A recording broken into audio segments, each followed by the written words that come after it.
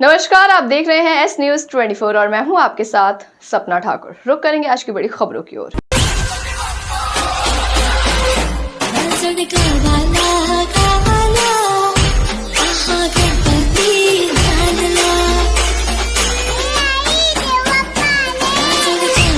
बीस से लेकर 7,000 तक की मूर्तियां अवेलेबल है होलसेल रेट में। ओम गुरु कृपा राखी भंडार एंड सीजनेबल 2001 से फैंसी राखियों में रेट और क्वालिटी में विश्वसनीय। ओम गुरु कृपा राखी भंडार द्वारा गणेश चतुर्थी पर स्थापना हेतु गणेश जी की सुंदर और डेकोरेटेड मूर्तियां ही मूर्तियां। शहर में सबसे सस्ती मिट्टी और प्लास्टर की मूर्तियां ही मूर्तियां बहुत ही उचित मूल्य पर रिटेल और होलसेल में उपलब्ध है। विशेष निवेदन, इस बार कारीगरों द्वारा मूर्तियों का निर्माण कम किया है, जिससे बाजार में शॉर्टेज बना हुआ है। इस हेतु अपने पसंद की सुंदर मूर्ति समय पूर्व बुक करवाकर आप कर सकते हैं और आप चाहें तो गणेश चतुर्थी के दिन घर ले जाएं। अब नए पते पर ओम गुरु कृपा राखी एंड सीजनेबल 8 बड़ा Teliwada Mohan talkies road Kalidas school के पास। Contact number 9424511811। Another number 9098858899। नमस्कार, गुरु कृपा राखी आपका स्वागत करता है। ओम गुरु कृपा राखी एवं सीजनेबल के नाम से हम पिछले 22 वर्षों में शहर में नंबर 1 राखी एवं गणेश जी की मूर्तियां में आपकी सेवा दे रहे हैं। सबसे सुंदर, डेकोरेटेड और सस्ती मूर्तियों के लिए एक बार सेवा का मौका अवश्य दें। हमारे यहाँ सभी प्रकार की प्लास्टर की, पीओपी, मिट्टी और सभी तरह की मूर्तियाँ सबसे कम रेट में डेकोरेशन के साथ में अवेलेबल है। आपको हमारे यहाँ लाल बाग के राजा, सिद्धि विनायक, दगड़ू सेठ और सभी तरह की सभी प्रकार की मूर्तियाँ छोटी से बड़ी साइज़ में 20 रुपये से लगा के 7,000 तक की मूर्तियाँ हमारे यहाँ उपलब्ध है। 20 इंच से 2 इंच से लगा के हमारे यहाँ 6 फीट 7 फीट तक की मूर्तियाँ आपको मिल जाएगी। सबसे कम दाम पर और सबसे अच्छे दाम पर डेकोरेटेड करके पूरी मूर्ति आपको देंगे हम। और हमारा पता है 8 बड़ा तेलीवाड़ा गुरु कृपा राखी एवं सीजनेबल के नाम से दुकान है, मोहन टॉकीज रोड पर। एक बार सेवा का मौका अवश्य दें। साथ में हमारे यहाँ डेकोरेशन के भी सारे आइटम होलसेल एवं रिटेल दोनों के लिए उपलब्ध हैं। आपको कम से कम रेट में डेकोरेशन का, साज सज्जा का सारा सामान, लड़ियाँ, माला, आसन, ये सारी चीज़ें भी हमारे यहाँ उपलब्ध हो जाएगी। और इस बार मूर्तियों का शॉर्टेज है मार्केट में, इसलिए मूर्तियों की बुकिंग जल्द से जल्द शुरू हो गई है। और आप भी अपनी मनपसंद मूर्तियाँ आकर शीघ्र पसंद करें एवं बुकिंग करें, उसी दिन ले जा सकते हैं। कोविड के 2 सालों के बाद में अभी मूर्तियाँ कम बैठ रही थी, लेकिन इस बार हमारे पास भारी बुकिंग आ रही है। हमारे यहाँ का 80 से 90% माल 3-4 दिन पहले बुक हो जाता है। कृपया आप जल्द से जल्द आकर अपनी बुकिंग ले जाएं और मनपसंद गणेश जी अपने घर विराजमान करें। आपके घर में सुख समृद्धि आए, इसी कामना के साथ हम आपको हमारी दुकान पर आमंत्रण देते हैं। कृपया एक बार पधारें, हम सेवा का मौका अवश्य दें। मेरा नाम शुभम बढ़िया है और माकड़ौन के निवासी हैं। और गुरु कृपा राखी एवं सीजनेबल के नाम से हम पिछले 22 वर्षों में शहर में राखी एवं गणेश जी का तथा होली का व्यापार कर रहे हैं। उज्जैन के मालीपुरा में सरकारी स्कूल की छत गिरी। ये तो अच्छा हुआ कि बच्चे उस समय स्कूल में क्लास में नहीं बैठे थे, नहीं तो बड़ा हादसा हो सकता था। टीचर ने बताया कि हमने पहले भी कई बार प्रिंसिपल मैडम को इस बारे में शिकायत की है, लेकिन कोई उचित कदम नहीं उठा रहा। हमारे पास बच्चों को बिठाने की व्यवस्था नहीं थी, तो 8वीं क्लास के बच्चों को बाहर बिठाना पड़ा। यहाँ पर लाइट के सब तार भी खुले हैं, तो कहीं वोटों में से करंट आ रहे हैं, तो कहीं दीवारों में से पानी आ रहा है। सरकारी स्कूल के बच्चों के इस भवन की हालत दयनीय है। आए दिन दीवारों से प्लास्टर गिर रहा है। आज गनीमत रही कि जिस क्लासरूम में छलकता गिरा भाव पर बच्चे नहीं बैठे थे, वरना बड़ा हादसा हो सकता था। कन्या माध्यमिक विद्यालय दौलतगंज में जब बच्चे प्रार्थना के लिए गए थे, कक्षा 8वीं की छत, जैसे ही कक्षा खोली ये छत गिरी हुई मिली और छत पहले से ही फूल रही थी। और 2-3 बार प्रिंसिपल मैडम को भी सूचित कर दिया था और लिख के भी दे दिया था। और वो तो वो अच्छा हुआ कि बच्चे प्रार्थना में उपस्थित थे, कक्षा में कोई नहीं था बच्चा। कौन प्रिंसिपल मैडम का क्या नाम है? प्रिंसिपल मैडम हमारे संकुल प्राचार्य हैं नीलिमा दुबे मैडम, और आर के नागर सर हमारे प्रधान अध्यापक हैं यहाँ के। कितनी बड़ी घटना है? ये तो सुबह हम प्रार्थना के लिए गए थे, क्लास खोली तो ये छत गिरी हुई पड़ी। कितने बच्चे क्लास में? बच्चे तो हमारे यहाँ 74 बच्चे हैं, 74 बच्चे हैं, और ये कक्षा 8 की थी, इसकी छत पूरी गिरी हुई मिली। आए देख के चले गए वो, और उन्होंने भी इसको गंभीरता से लिया है कि ये छत वास्तव में गिरने जैसी थी, और सर ने उनको सूचित भी कर दिया था, बता भी दिया था बुला के। अभी तो हमने बच्चे बाहर बिठा रखे हैं क्योंकि हमारे पास बिठाने की कोई वैकल्पिक व्यवस्था नहीं है। दूसरी क्लास में करंट आ रहा है, दीवार में पानी चू रहा है, तो दीवार से वो स्विच बोर्ड में पूरा करंट आ रहा है, स्पार्किंग हो रही, तो वहाँ भी बिठाने लायक नहीं कक्ष। देखिए, एक स्कूल में एक छज्जा गिरने की सूचना प्राप्त हुई है, और अच्छी बात यह है कि कोई भी बच्चा वहाँ पर जहाँ पर छज्जा गिरा है वहाँ पर नहीं था, इसीलिए किसी भी तरीके की कोई दुर्घटना नहीं हुई है। लेकिन निश्चित रूप से एक ये सबक है, और इस संबंध में जिला शिक्षा अधिकारी को और उनकी जो इंजीनियरिंग विंग है उनको सबको एक बार निर्देश जारी किए गए हैं कि जितने भी स्कूली बिल्डिंग्स हैं उनकी एक बार देख रेख ढंग से कर लें, और बारिश के लिहाज से कहीं पर कोई इस प्रकार से टूट फूट होने की या फिर जर्जर भवन के गिरने जैसी स्थिति न निर्मित हो, इस संबंध में उनके द्वारा कार्रवाई कर दी जाए। सर, महाकाल मंदिर में एक सीसीटीवी कैमरे लगाए हैं जो फ्लैश रीडिंग करेंगे, क्या है पूरा? देखिए, महाकाल मंदिर में जो विस्तारीकरण का प्रोजेक्ट है जो माननीय मुख्यमंत्री जी के नेतृत्व में चलाया जा रहा है, उसके बाद में न केवल श्रद्धालुओं की सुविधा के लिहाज से, पर्यटन के लिहाज से, भव्यता के हिसाब से वो एक विश्व स्तरीय जगह बनने जा रही है निश्चित रूप से। और इसी कड़ी में सुरक्षा की दृष्टि से, सेफ्टी की दृष्टि से भी उसको विश्व स्तरीय बनाया जाए, इस दिशा में लगातार हम लोग प्रयासरत हैं। तो वहाँ के जो एडवांस सिक्योरिटी सिस्टम्स हैं, ऐसे कैमरे जिनमें फेस रीडिंग भी हो सकती है, अगर हमको सर्च करना हो किसी फेस को या किसी नाम के साथ में तो उसमें वो भी हो सके। इसके अलावा हेड काउंटिंग की सुविधा भी रहेगी, ढेर सारे हमारे पास स्क्रीन रहेंगी, और इसके अलावा जो DFMDs हैं, हमारे हैंड हेल्ड डिवाइसेज़ हैं और बैग स्कैनर्स हैं, इनकी सबकी सुविधा भी साथ में हम लोग जुटा रहे हैं, जिससे कि सेफ्टी और सिक्योरिटी में जैसी व्यवस्थाएं आप लोग एयरपोर्ट पे देखते होंगे, लगभग उसी प्रकार की यहाँ पर सेफ्टी सिक्योरिटी के सारे इंतजामात रहें, क्योंकि जितनी संख्या में श्रद्धालु अभी यहाँ पर बढ़ते जा रहे हैं तो इसकी आवश्यकता भी है, और इतने बड़े प्रोजेक्ट में निश्चित रूप से उसके अनुकूल भी रहेगा। सर, लंबे त्योहारों के बाद आपने मवेशियों को लेकर बड़ा विवाद हुआ है। कई दिनों से मवेशी को लेकर आपस में अपशब्द का प्रयोग करते थे। ग्राम फतेहाबाद, थाना चिंतामण जवासिया में रहने वाले देवीलाल प्रजापत पिता बाबूलाल प्रजापत उम्र 40 वर्ष मवेशियों को लेकर पड़ोसियों को बार बार समझा रहे थे।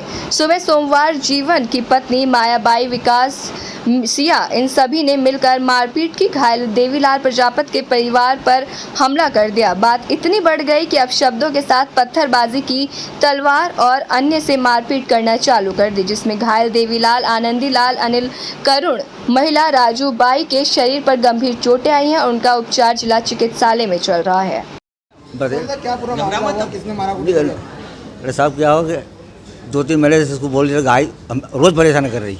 हम इधर उधर से चारा लेके आते, शुक्ला लाते, मोल इसी आके भरा खा जाती रोज। फिर बोला मैंने बांध ले, केड़ी बांध, तेरी गाय बांध ले। हम तो मोल लेके आते शुक्ला बांध ले, वो लुगई बांधने से बोली। 2-3 बार ऐसा हो गया, तो मैंने आगे जानता चलो यार, इस घर समझाया हमें। फिर रात को निराव डाल के आया, 2 बार उसकी गाय भरा गई नहीं, फिर भगा के आया मैंने, फिर उसके घर बोल के आया मैंने, तेरी रात को गाय बांध ले, अब तो बांध ले रात को। तो उसकी लुगई अनसन गाली बोलने लगी, तो बेवड़े आया ना, फलाना, तो अनसन बोलने लगी मेरे को। जिन लोगों ने आप पे हमला करा है, ये हमला इसका, एक तो इसका आदमी है, एक इसका भाई है। क्या नाम है? एक तो कई नाम को जीवन ने, को छोटा वाला को राजेश ने, एक कई नाम को है विकास। काई से हमला करा इन लोगों ने? तलवार लाया था, हमने चक्कू लाया, चक्कू से मेरा अंगूठा काट गया है। कितने लोगों को मारा इन्होंने? 3 को तो हमारा, हम 4 को, 4। कितने लोग तो मारने वाले? वो मारने वाले थे 4-5 वो थे। हम तो डंडा ना थोड़ी ले गए सर, हम तो समझाने गए थे, इसके घर पे भी नहीं गए, हम तो हमारे इधर ही थे। ये विवाद कहाँ पर हुआ? ये अपने घर के इधर ही हुआ, वहाँ से आया, बोल दौड़ के आया अपने घर तरफ। नाम बताओ कहाँ पर? फतेहाबाद। ठीक है, आपका पूरा नाम? आनंदीलाल प्रजापत। उज्जैन में नगर निगम नेता प्रतिपक्ष रवि राय द्वारा सोमवार को निगम मुख्यालय में पदभार ग्रहण किया गया।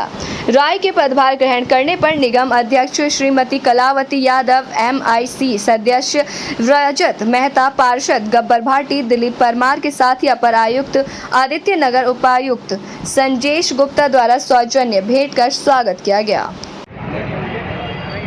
मैं सबसे पहले कमलनाथ जी और शहर अध्यक्ष श्री रवि भदौरिया जी का धन्यवाद करना चाहता हूं, जिन्होंने मुझे ये दायित्व दिलवाया है और मैं शहर की जनता के लिए और मूलभूत सुविधा के लिए इसके लिए मैं लगा रहूँगा। जय कांग्रेस, विजय कांग्रेस। नगर निगम के चुनावों के बाद नेता प्रतिपक्ष, उपनेता और सचेतक की नियुक्ति होना थी। मध्य प्रदेश कांग्रेस कमेटी के निर्देशानुसार माननीय कमलनाथ जी के आदेश पर उज्जैन में नेता प्रतिपक्ष के रूप में रवि राय जी को चुना गया है, उपनेता के रूप में राजेंद्र गब्बर क्वाल को बनाया गया है और सचेतक के रूप में नाजिया बी को की नियुक्ति की गई है। उसी संबंध में आज ये पदभार ग्रहण रैली है। यहाँ से नगर निगम कार्यालय में सभी लोग पदभार ग्रहण करने के पश्चात MPV का जो खेड़ापति जॉन है, बिजली की समस्याओं को लेके, जो बढ़े हुए स्मार्ट मीटर को बंद करने के लिए और बढ़े हुए बिजली के बिलों को रोकने के लिए एक बड़ा घेराव है, आंदोलन है, जो कि पदभार ग्रहण के बाद किया जाएगा। बताइए, पदभार ग्रहण के बाद आज पहली बार आप रैली के रूप में निकल रहे हैं, किस प्रकार का शहर में संदेश देना चाहेंगे? निश्चित रूप से हमारे 17 निर्वाचित पार्षद, उनकी सहमति, शहर कांग्रेस कमेटी के अध्यक्ष रवि भदौरिया जी की सील और उसके बाद मध्य प्रदेश कांग्रेस कमेटी के सम्मानित अध्यक्ष श्री माननीय कमलनाथ जी के द्वारा हम सबको नियुक्ति प्रदत्त की गई है। और निश्चित रूप से कांग्रेस पार्टी ने ये जो दायित्व मुझको सौंपा है, मैं उसमें 1-2 लाइन की बात करना चाहता हूँ कि कांग्रेस ही मेरी निष्ठा है और कांग्रेस ही मेरी प्रतिष्ठा। धन्यवाद। मुझे सचेतक के पद पर नियुक्ति किया गया है शहर कांग्रेस कमेटी द्वारा, हमारे अध्यक्ष श्री रवि भदौरिया जी द्वारा, और मैं इनके साथ मिलकर इनके मार्गदर्शन में अपने अधिकारों का पूरी तरह से निर्वहन करूँगी। उज्जैन में नगर के प्रसिद्ध चौरासी महादेव में से एक पटनी बाजार स्थित श्री सौभागेश्वर महादेव मंदिर है। यहाँ हरतालिका तीज के पर्व के अवसर पर 29 अगस्त 2022 मंगलवार की रात 11 बजे पंचामृत पूजन किया जाएगा और दर्शन का क्रम शुरू होगा, जो 30 अगस्त 2022 बुधवार की रात 12 बजे तक चलेगा। इस दौरान नगर और आसपास के क्षेत्रों की हजारों महिलाएं दर्शन, पूजन और कथा श्रवण करने के लिए सौभागेश्वर महादेव मंदिर पहुंचेंगी। श्री सौभागेश्वर नवयुवक मंडल ने नगर निगम, पुलिस और जिला प्रशासन से पुख्ता इंतजाम करने की मांग की है। अपन साथ में बोल रहे महिला द्वारा उपवास रखा जाता है, क्या विशेषता है? इसकी विशेषता ये है, ये अखंड सौभाग्य का है व्रत ये, और ये साल भर में एक बार आता है और शिव पार्वती का व्रत है। इसकी बहुत मान्यता है और ये मंदिर उज्जैन में ये एक ही है, मतलब काफ़ी समय से यहाँ पूजा करते हैं और बहुत पुराना प्राचीन मंदिर है। और कुंवारी लड़कियाँ भी अच्छे वर के लिए करती है इसको, और सौभाग्यवती अपने अखंड सौभाग्य के लिए करती है। कितनी महिलाएं यहाँ पहुँचती है, क्या सम्मान लगाती है? बहुत महिलाएं तो काफ़ी आती है, 50 के करीबन तो आती होगी, है ना? मतलब सुबह 12 बजे से आज रात की 12 बजे से चालू हो जाएगा, व्रत भी चालू हो जाएगा आज रात की 12 बजे से, और पूजा भी करने महिलाएं 12 बजे बाद में आ जाएंगी और कल रात को 12 बजे तक चलेगा ये कार्यक्रम, है? नाम बताइए। मेरा नाम उर्मिला जोशी। सौभागेश्वर महादेव की जय। तो ये हरतालिका तीज का जो व्रत है ये भादों के महीने में आता है और शुक्ल पक्ष की तृतीया तिथि जिस दिन हस्त नक्षत्र हो, तिथि भी वो मानी जाती है जिस दिन हस्त नक्षत्र हो, उस दिन इस व्रत को किया जाता है और इस व्रत का नाम हरितालिका है। तो शास्त्रों और पुराणों में कहा गया है कि जैसे पार्वती जी को उनकी सखी के द्वारा हरा गया था, क्योंकि वे चाहती थी कि वे महादेव जी को अपना वर मानना चाहती थी, इस वजह से उनको हरा गया था। उनके पिताजी ने शादी उनकी विष्णु भगवान के साथ तय कर दी थी। तो पार्वती जी ने बहुत कठिन तपस्या की है और हम सब भी तपस्या करते हैं, इस दिन उपवास रखते हैं, जिससे कि हम अच्छे वर की कामना के लिए इसी व्रत को करते हैं। कन्याएं इसे अच्छे वर की कामना के लिए करती हैं और सुहागन महिलाएं इसे अपने अखंड सौभाग्य के लिए करती है। धन्यवाद। निधि पंड्या। क्या विशेष है, क्या कार्यक्रम? मंदारमालाय कुइतांकाले कृपालमाला विदुषेखराय दिव्यांबराय च दिगंबराय नमः शिवाय च नमः शिवाय।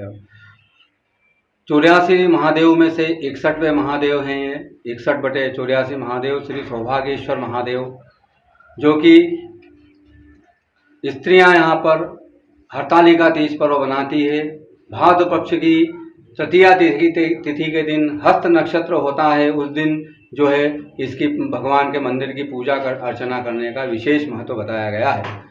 और यहाँ पर जो है तीज के रोज यानी कि आज रात्रि को रात को 12 बजे से लगा के कल रात्रि को 12 बजे तक सतत पूजा अर्चना महिलाओं द्वारा की जाती है ना। अखंड सौभाग्य की कामना से स्त्रियां इसको व्रत को रखती हैं और बड़े प्रेम से आनंद के साथ गीत मंगल गाते हुए इस व्रत को अनुष्ठान पूरा करती है। और नवयुवतियां योग्य वर की प्राप्ति हेतु इसकी भगवान की पूजा अर्चना करती है। कितने सालों से ये लगभग 200 वर्ष पुराना है ये, और काफ़ी सालों से जो है यहाँ पर पूजा अर्चना चल रही है। आपका पूरा नाम बताइए। पंडित प्रवीण पंड्या। उज्जैन में सामाजिक संस्था ठहाका सम्मेलन परिवार द्वारा 30 अगस्त शाम 7 बजे से टावर चौक पर भव्य पैमाने पर मनाए जाने वाले हरतालिका तीज महोत्सव को निरस्त कर दिया गया।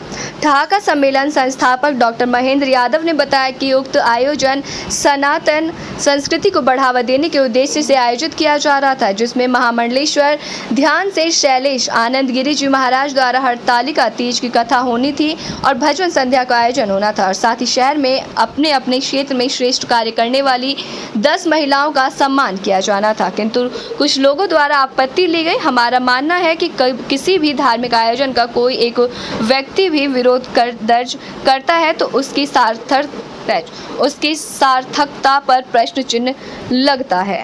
सनातन धर्म का पवित्र त्योहार महिलाओं का हरतालिका तीज, वो उत्साह और उमंग के साथ ढाका सम्मेलन परिवार की जो महिला टीम है वो मनाने जा रही थी टावर चौक पर। और महामंडलेश्वर ध्यान से स्वामी शैलेशानंद गिरी जी महाराज की हरतालिका तीज की कथा होना थी, भजन संध्या होना थी। लेकिन हरतालिका तीज की कथा और भजन संध्या पर कुछ लोगों की भावनाएं आहत हो रही थी, और जहां किसी भी आयोजन में किसी एक व्यक्ति का भी यदि विरोध दर्ज होता है तो आयोजन की सार्थकता पर प्रश्न चिन्ह लगता है। तो जिन लोगों की भावना आहत हुई है हमारे इस हरतालिका तीज की कथा और भजन संध्या का जो आयोजन हो रहा था उस पर, तो मैं उनसे क्षमा चाहते हुए इस आयोजन को निरस्त करता हूं, क्योंकि मेरा मन गवारा नहीं करता है कि यदि एक भी व्यक्ति विरोध दर्ज कराता है तो इस तरह से कि कोई भी आयोजन की सार्थकता सिद्ध होती है।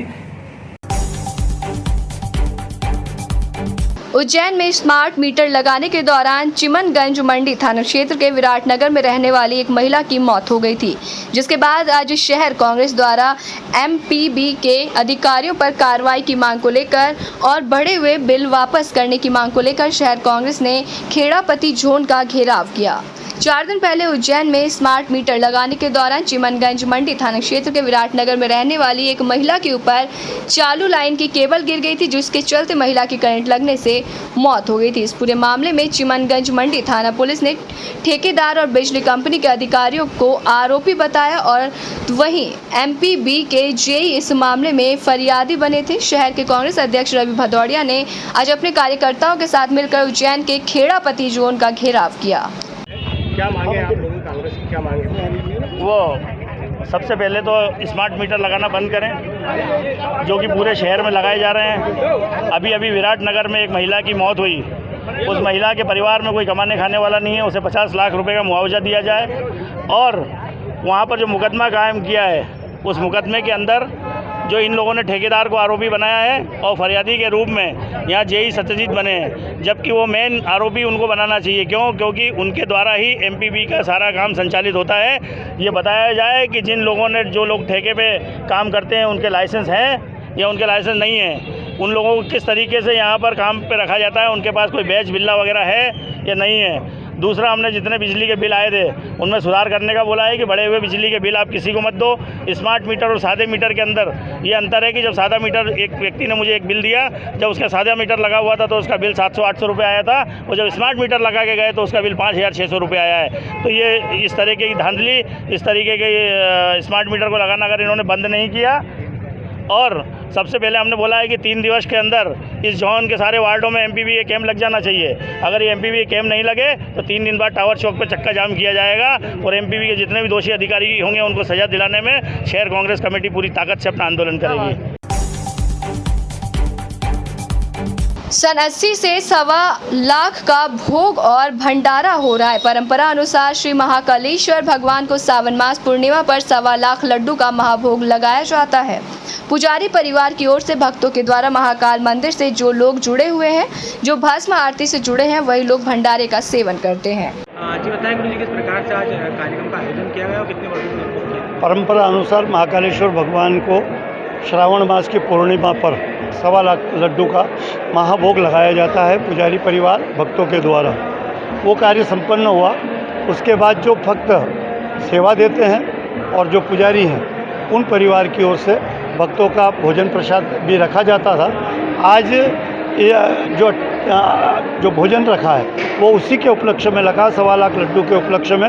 उन्हीं भक्तों को इसमें आमंत्रित है और महाकाल के भक्त जो भी हैं हमारे से यहाँ महाकाल से जुड़े या भस्म आरती से जुड़े या जो भी सेवक हैं वो सब इसमें आमंत्रित है और आज भगवान का प्रसाद ग्रहण करते हैं। लगभग कितने वर्षों से कार्यक्रम किया जा रहा है? ये वैसे तो परंपरा है। परंपरा में बहुत छोटी परंपरा थी, कम परंपरा में भगवान को भोग लगता था, लेकिन सन 80 से प्रथम बार मैंने स्वयं ने इस कार्यक्रम को विशाल तौर पे किया था और विशाल तौर पे इसको शुरुआत की थी। 80 से लेके ये इसी स्वरूप में 1.25 लाख के रूप में और भंडारे के रूप में करीब 3 से 4 हज़ार लोग इसमें प्रसादी ग्रहण करते हैं, सारे भक्त। ये करीब 80 से लेकर प्रारंभ। ऐसी तमाम बड़ी खबरों के लिए देखते रहिए एस न्यूज़ 24।